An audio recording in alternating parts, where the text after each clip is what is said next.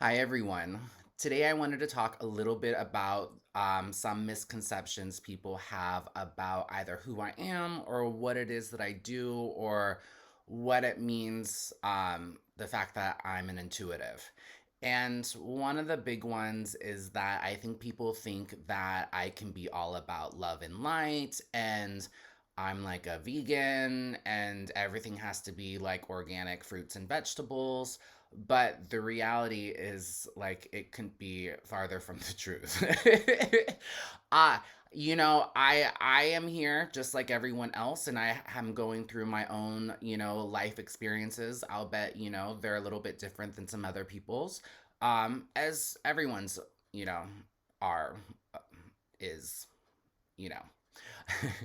uh so that being said, I think what I've had to learn to overcome is listening to my intuition and accepting that my experiences are very real. And kind of what I'm doing now is that I'm actively listening to the direction that I'm supposed to be going. And to be honest, I wouldn't be putting myself out here in this manner because there's a lot of scrutiny and there's a lot of judgment and there's a lot of people who, when they don't understand, they mock.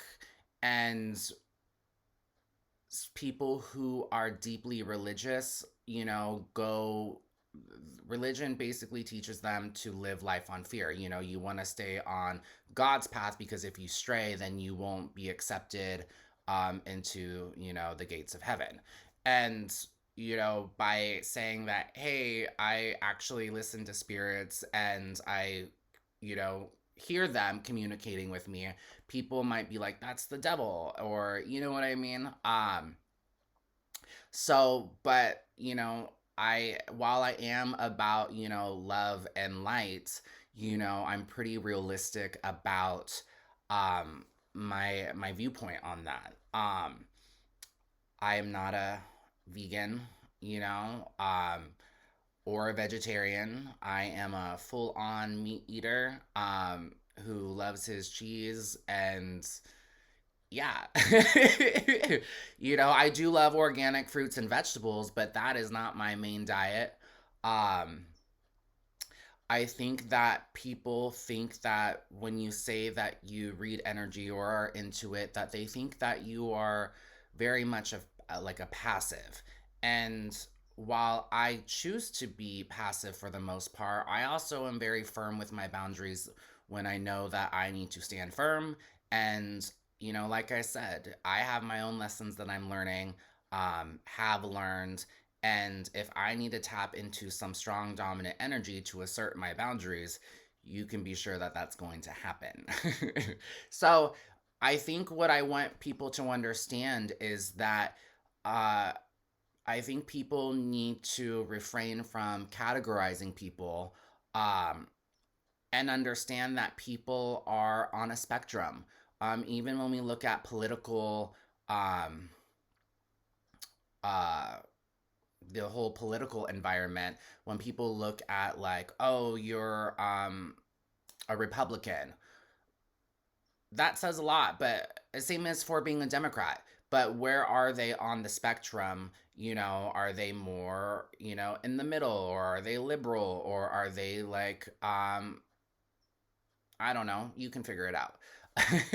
But then there's also when people, when they say, are they, when they look at astrological signs, are you a Gemini? Okay, but are you a healthy Gemini, or are you an unhealthy Gemini, or are you somewhere in the middle, or whatever your sign is?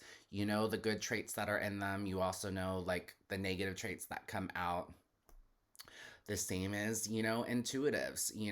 Some people are very much into, you know, um, peace and love and light, and but I think I'm more in the middle.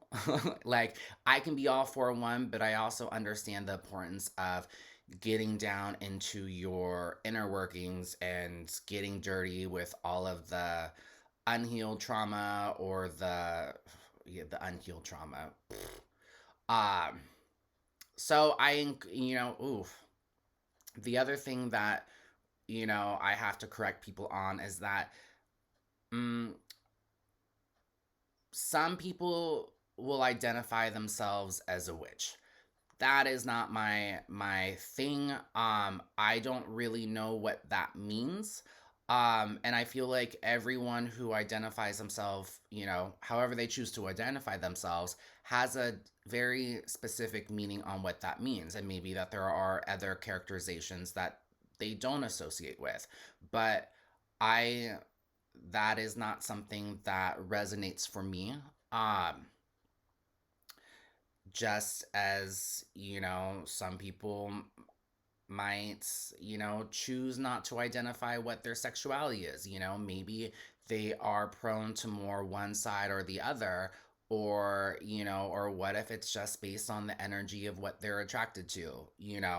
Um, I encourage people again to not, categorize people and learn to look at people for who they are individually, where they land on the spectrum um, of just people, and learning to kind of go with that.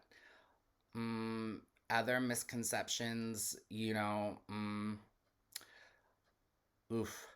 One that kind of bothers me is that I feel like a lot of people who try to teach others um, like to be put on a pedestal as if they are, all knowing, or that somehow their lives are more,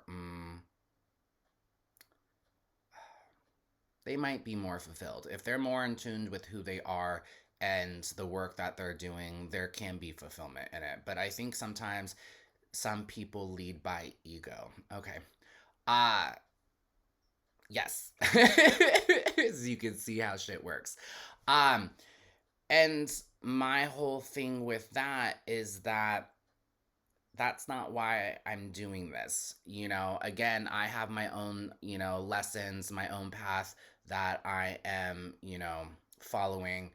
But I think for me, I find fulfillment in helping other people. And when I ignore my intuition, for me, it gets louder and louder. And I'm trying to figure out how I can help others listen to their intuition, because in some capacity I am supposed to be helping others. And I know what I hear and I know what I feel and I know how many other people are kind of in tune. So I'm trying to figure out with what I'm hearing, how can I follow that path? And yeah, like I hope that any assumptions that you've had of me thus far, or that I don't cuss, or that, maybe, I can be a bit square. Just I'm trying to give you a little bit more of my personality, and also just understand that, again, people are on a spectrum. Pay attention to what you see, how you feel, how you feel after you engage with them. And yeah, start with that. To be continued. Have a good day. Bye.